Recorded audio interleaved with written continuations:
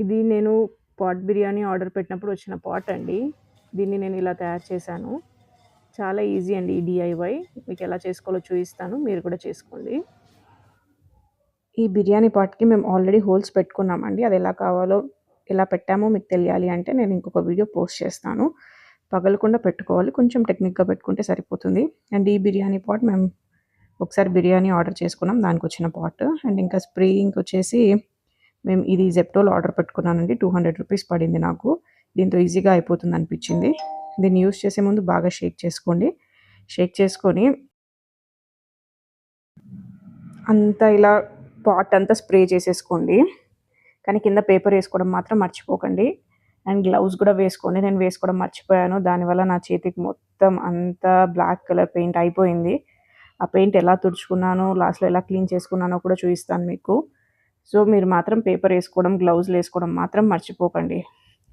And ఇది మీకు చాలా ఈజీగానే డ్రై అయిపోతుంది. మరి అంత ఎక్కువ టైం అవసరం లేదు. జస్ట్ 5 మినిట్స్‌లో డ్రై అయిపోతుంది. ఆ వీడియో క్లిప్పింగ్ కూడా ఉంది.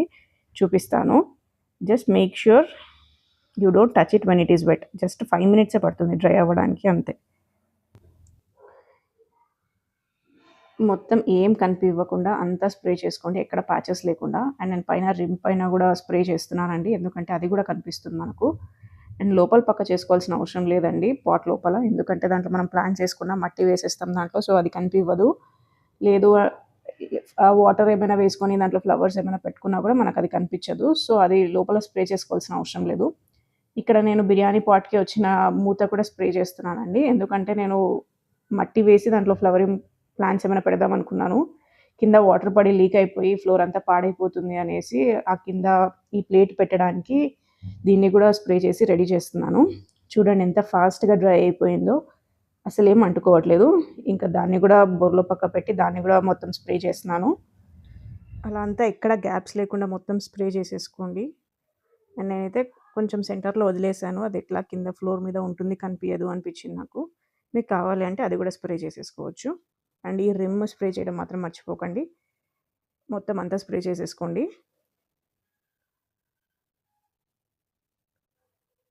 చూడండి ఎంత ఫాస్ట్‌గా డ్రై అయిపోయిందో. అసలు ఏమీ అంటుకోవట్లేదు. జస్ట్ 5 మినిట్స్ అయింది అంతే అండి. ఏమీ అంటుకోవట్లేదు. చాలా బాగుంది.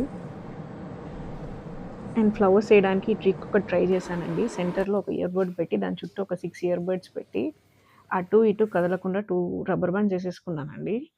తర్వాత మనకు నచ్చిన కలర్స్ తీసుకున్నాను. సెంటర్‌లో ఒక బ్రష్ తీసుకొని వైట్ కలర్ అప్లై చేశానండి. దాని చుట్టూ ఉన్న ఇయర్ బడ్స్‌కి రెడ్ కలర్ అప్లై చేశాను. ఈ ట్రిక్ కానీ నాకు వర్కౌట్ అవ్వలేదు. జస్ట్ చూపిస్తున్నాను మీకు. మనం అదంతా అప్లై చేసిన తర్వాత ట్రై చేశాను. సైడ్‌కేసుకున్నాను. బానే వచ్చిందనిపించింది. కానీ పాట్ పైకి వేసుకున్నప్పుడు మాత్రం సరిగ్గా రాలేదు. చూడండి. చాలా లైట్‌గా వచ్చింది. దగ్గరకొచ్చాయి. మంచిగా అనిపించలేదు నాకు. సో, ఈసారి జస్ట్ ఒక సింగిల్ ఇయర్ బడ్ తీసుకున్నాను. అది వైట్ కలర్‌లో డిప్ చేసి సెంటర్‌లో ఒక డాట్ పెట్టాను. చాలా బాగొచ్చింది. సో, ఇంకొక ఇయర్ బడ్ తీసుకున్నాను. అది రెడ్ కలర్‌లో డిప్ చేశాను. డిప్ చేసి చుట్టూ రెడ్ కలర్ డాట్స్ పెట్టుకున్నాను. అది చాలా బాగా అనిపించింది. వచ్చింది కంపారిటివ్‌లీ. సో, మీరు కూడా జస్ట్ ఈ సింగిల్ ఇయర్ బడ్‌తోనే ట్రై చేయండి. వస్తుంది. చూడండి నేను వీడియోలో చూపించినట్టుగా మీరు చుట్టూ డాట్స్ పెట్టేసుకోండి. ఫ్లవర్ రెడీ అయిపోతుంది.